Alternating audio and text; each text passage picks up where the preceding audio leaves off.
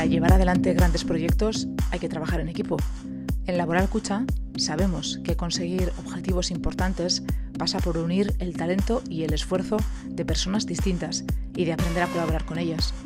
Como banca cooperativa nos interesa escuchar las experiencias de otras personas y de otras entidades que saben trabajar codo con codo para sacar adelante proyectos apasionantes. Los buscaremos en el mundo de la empresa, del deporte o de la cultura. Proyectos compartidos que nos gustan y de los que queremos aprender más. Queremos dar voz a quienes los hacen posible y que nos cuenten qué hacen y cómo lo consiguen. Quiero una historia de, de brujas. Pues me la escribo y me la cuento y me lo paso pipas. Es más, tengo una amiga que me ayuda en la casa y que es la primera que lee, porque cada día viene y se lee las 2 o 3 páginas que he escrito la víspera. Y al final siempre dice, ¿y ahora qué pasa? Y digo, yo qué sé. Y dice, ¿cómo que no sabes? Digo, que no lo sé. Tengo que descubrirlo. No sé qué le va a pasar a este personaje o al otro. Si van a ir por la derecha o por la izquierda, si se van a morir, si se van a amar, si se van a desamar, que no lo sé. Que ya se me ocurrirá cuando llegue el momento. Y esa es una de las partes que más disfruto del escribir. La casa es antigua, con flores en la fachada, paredes gruesas de piedra, un balcón de madera oscura y un jardín que parece de cuento, al que se accede por un salón mágico, un espacio imposible lleno de esculturas, cuadros, flores, discos, miles de objetos que sugieren otras tantas historias. Una colección de mujeres con vestidos tradicionales vascos ocupa varios estantes. Al pie de la escalera, un egusquilore tallado en madera. Al fondo, una mesa de billar que impresiona por su tamaño. En el techo, un yugo. En las vigas, cuadros, retratos, una máscara africana. Junto a la puerta de entrada, la cocina, con chimenea. Y enfrente, un despacho cerrado que resiste a la invasión de los objetos. Una cueva, forrada de libros, donde cada mañana, desde hace más de 20 años, Toti Martínez de Lecea se sienta al teclado y convoca a la literatura para que opere sus milagros. Pues lo he contado a veces, muchas veces. Empecé a escribir con 49 años, 50, porque hice una apuesta con un amigo, que me dijo, dije, voy a escribir un libro, el otro dijo, no, tú ni hablar. Cuentos, porque había estado trabajando en ETV, había estado haciendo teatro para niños, cuentos sí, pero un libro, una novela, no eres capaz. Nació en Vitoria-Gasteiz en 1946, en el seno de una familia que alimentó su hábito por la lectura, su deseo por viajar y aprender idiomas y su interés por conocer la historia de un pueblo, el suyo, que apenas ha contado en las páginas de la historia. De las lecturas tempranas de la infancia, no recuerda ninguna que le marcara tanto como la de una obra de consulta, el Diccionario mitológico de José Miguel de Barandiarán. Me marcó. Y luego es que Aita era muy euskaltzale, no era del Lund, pero era euskaltzale a tope. Y todo lo que tenía que ver con su tierra, con nuestra tierra, con sus costumbres, con sus formas de vida y tal, es que le encantaban, le entusiasmaban. Pero, ¿qué pasa? Pues que nosotros no hemos escrito, los vascos no han escrito. La historia nos la han escrito otros. Latinos, godos, francos, otros nos han escrito una línea. Ahí tengo la gran enciclopedia y pues en la época de los romanos hay una línea, en la época de los godos hay una línea y el resto, pequeño pueblo que no interesa. Nos ha quedado la literatura oral, pero claro, la literatura oral, vete tú a saber cómo ha cambiado a lo largo de los siglos. Yo te cuento, tú le cuentas, tú añades, tú quitas, también depende de las circunstancias. Así que tenemos que hacer un acto de fe y sobre todo de mucha imaginación para recrear épocas nuestras, pasadas, incluso recientes, ¿eh? A lo largo de los siglos, el pueblo vasco ha desarrollado un carácter industrioso, quizá poco comunicativo, adaptado a la fiereza del Cantábrico y a las condiciones geográficas de un país de montaña y lluvias, hábil en los trabajos del campo, las artes de la pesca y los oficios del metal. Es lógico que sus grandes artistas hayan estado interesados en los materiales, los volúmenes, el espacio. Oteiza, Chillida, Valenciaga, un país de artesanos, escultores y músicos, como Gayarre, Sorozábal y Parraguirre, Arriaga, Rabel, Sarasate, que apenas ha tenido literatura escrita. Soy lectora desde cría y entonces lo de leer las historias que otros me contaban, muy bien, pero yo no tengo historias que contar. También había otro motivo. Me gusta la novela histórica, entre comillas histórica, porque no es novelar la historia, eso ya lo hacen los historiadores, ya es crear una una trama, crear unos personajes y una situación que sitúas en una época pasada que te puede interesar por lo que sea. Y aquí, en Euskal Herria, ese tipo de novelas pues no se daban, ni se dan casi.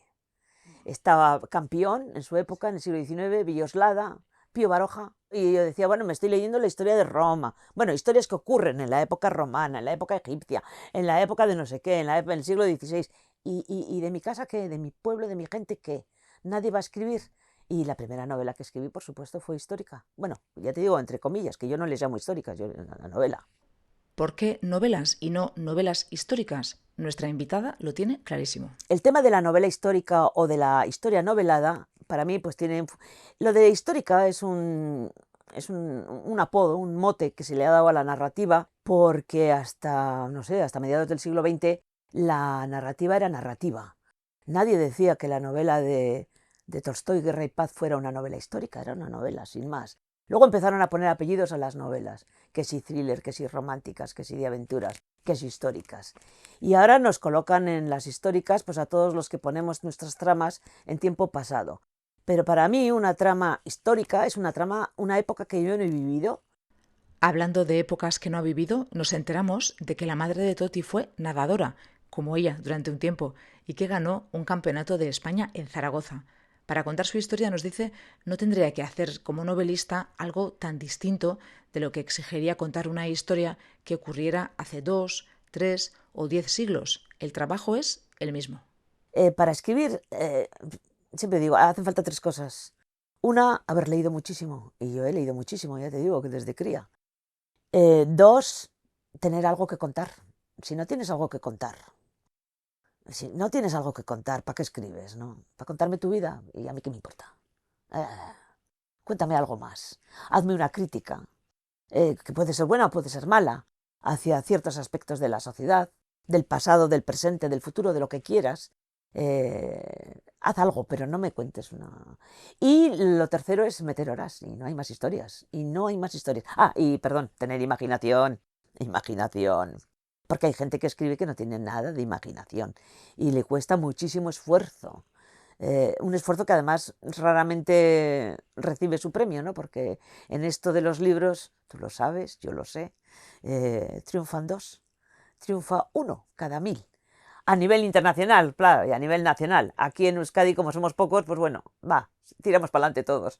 En Euskal Herria, tiramos para adelante, pero en cuanto quieres salir fuera, pues no hay manera, ¿no? Porque ya hay otros. Y luego hay unos intereses muy importantes. Si tú no sigues esos intereses, hay que tener en cuenta que las editoriales, el mundo literario, es una empresa. Y es una empresa. Entonces una empresa no va a perder. Una empresa va por lo menos a subsistir, tiene que pagar sueldos, entonces tiene que subsistir. Y por supuesto, si por mucho amor que has puesto tú en una escritura y crees que es magnífico, pues si el editor pues piensa que no y que va a perder, o sea, va a invertir un dinero que no va a recibir de vuelta, pues olvídate, ¿no? Te lo autopublicas, pero pasa lo mismo, que quién te va a leer, porque detrás de un libro hay muchas cosas. En una sociedad que rinde culto a la juventud y al éxito, pocos relatos profesionales resultan tan atractivos como los que protagonizan artistas adolescentes, deportistas precoces y genios tempranos. Historias interesantes, pero quizá no tan inspiradoras para la mayoría de la gente como la de alguien que publica su primera novela casi con 50 años y se convierte en una autora capaz de publicar una al año y de congregar una y otra vez a una numerosísima nación de ávidos lectoras y lectores. A veces me dicen que no puedo sacar un libro al año. ¿Y qué hago el resto del año? O sea, que le meto 8 horas diarias, ¿eh? Entre 6 y 8 horas. Mira, acabo con una y ¿qué hago? ¿Espero al año siguiente? ¿O 2 años o 3 para escribir la siguiente? Pues no, sigo, es mi oficio. La literatura vasca nunca había contado con una novelista en la tradición de escritores como Agatha Christie o Stephen King, prolíficos, imparables, con legiones de fans. Su éxito inauguró un nuevo interés por historias que transcurren en remotos escenarios del pasado y marcó un hito en la literatura vasca, algo que ya le había pasado antes en la televisión y en el teatro. Cuando llegamos a Larrabetzu teníamos 2 críos pequeños y en las primeras fiestas que estuvimos pues para pequeñicos, para bebés, para niños pequeños. No había nada, había carreras de sacos y estas cosas, pero claro, la niña de 3 años y el niño de 1 año, pues no. Así que habíamos estado viviendo en Francia, en un pueblo en una ciudad que se llama Charleville-Mézières, y allí se celebró por primera vez el primer encuentro internacional de marionetas. Y como yo no trabajaba entonces y estaba embarazada de mi primera hija, pues me fui a ver todo lo que pude. Cuando llegamos a la Larrabechu, pues eso, no había nada, y entonces se me ocurrió hacer unos muñecos. Le dije a Alberto, que es un manitas, que me hiciera un teatrillo, y nos plantamos en la plaza con la casete de Lourdes Iriondo Chano Gorrichu. Y con ¿Este es el germen de Cucubilcho? Sí. Y luego recogimos, después de causar gran expectación en el pueblo, porque estábamos fuera del programa. Esto es historia del teatro vasco, además de historia del teatro vasco.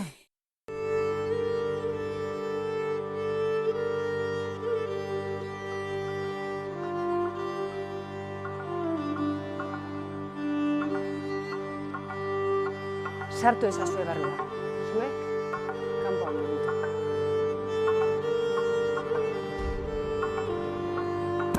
Elusak eutzi egingo dio.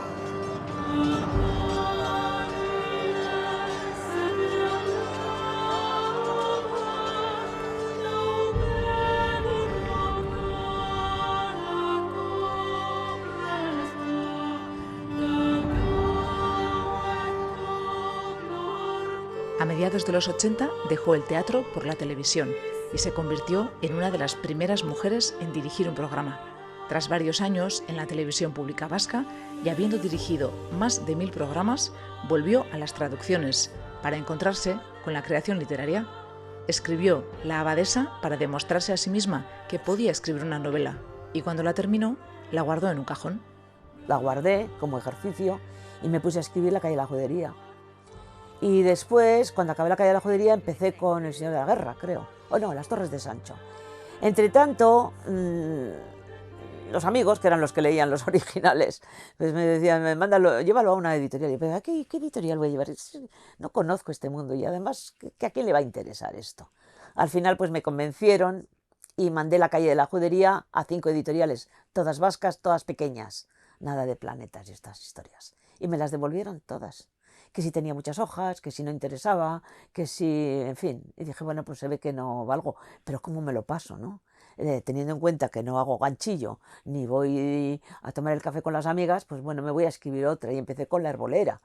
Y entre tanto, pues Tartalo de Elkar, pues se puso en contacto, porque ellos habían empezado una colección de novela histórica, entre guiones, y no tenían material. Así que bueno, llegué allí yo, que patatera y además con judíos, poco vascos todos, pero bueno, no había más.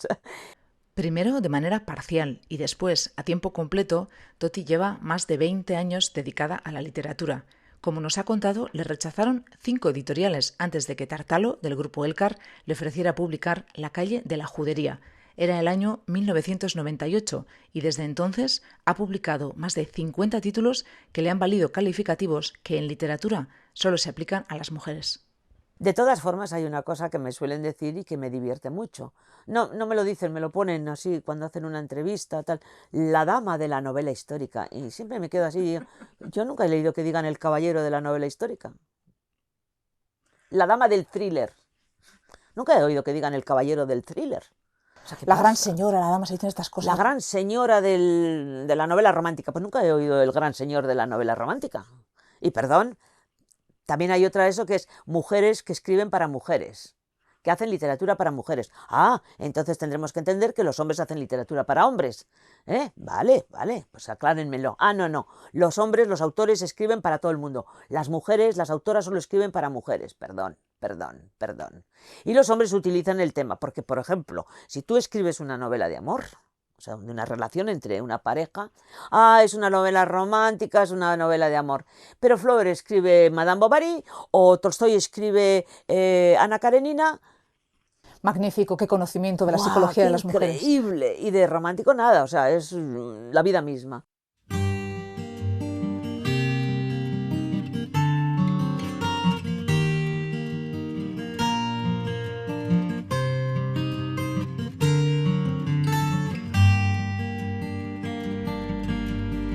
Nire arbasoen erentzia gorde dut, nire gizonak balearen bila. abenturarako ointziraturik, edo gerretan desagertzen ziren bitartean. Nik zaindu dut familiaren ondarea, arduratu naiz etxeaz, seme alabez, zaharrez, gaixoez, baratzeaz eta berez. Barre egin du negar ere bai.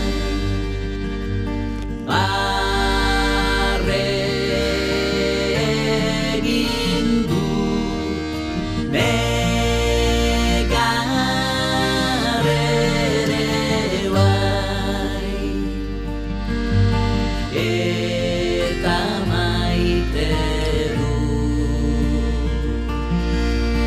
mundu bazterra, bizitzen hiltzen, mundu bazterra.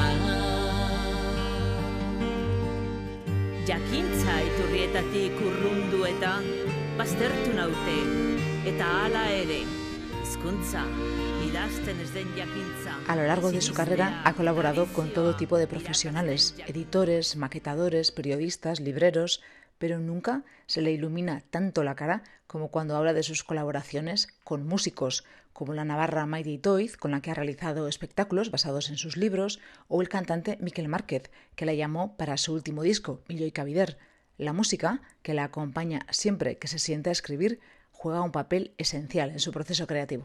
Pues vamos a sacarla en la colección nueva de Biblioteca Toti Martínez de Lecea, La Comunera, porque está desclasificada. Esa novela la escribí con el fondo de música del Último Mohicano. No me digas por qué. O sea, Gran banda sonora, preciosa. Pero una vez y otra vez y otra vez, que en casa me decían, ¿acabas o no acabas? Porque vamos, estamos hasta las narices. Le digo, aquí en mi cuarto y estoy yo. Yo y el Último Mohicano. Y el Último Mohicano. Depende. Otras veces he utilizado, pues, no sé, así que me suena el canon de Pachelbel. 1000 veces he escuchado. Pero no lo oigo. Simplemente que cuando paro, lo oigo. Y luego sigo. Mientras escribo no lo oigo, está ahí. Pero cuando paro un momento, lo oigo. Ayudada por la música y en constante contacto con las lectoras y los lectores a los que siempre atiende contestando sus mensajes, firmando libros, asistiendo a grupos de lectura o participando en festivales y en espectáculos, pero sobre todo acompañada por los personajes que brotan de ella. Su tarea diaria como novelista poco tiene que ver con la mitificada soledad del escritor. En compañía de sus personajes, Toti Martínez de Lecea ha sentido de todo menos soledad. Sí que es cierto que pasas muchas horas tú solo, ¿no? O tú sola. A mí no me importa, me encanta.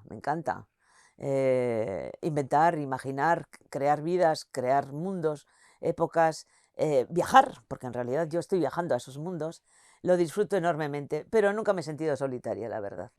No sabemos cómo sería la historia de Toti Martínez de Lecea si alguien escribiera una novela sobre ella. Seguro que habría interés por leerla porque lectoras y lectores nunca le han faltado. Sería quizá la historia de una vocación tardía por la literatura, relacionada con un amor temprano por los libros y por la historia, protagonizada por una mujer que estudió idiomas y viajó en un momento en el que las mujeres no lo hacían, una teatrera que fundó una compañía esencial en nuestra historia, una guionista y realizadora que rompió techos de cristal en la televisión, y una novelista que abrió un nuevo capítulo en la historia de la literatura vasca, el suyo, el de una escritora prolífica y apasionada que libro tras libro crea inagotables universos de ficción que demuestran que dentro de una sola persona cabe más literatura que la que se puede imaginar.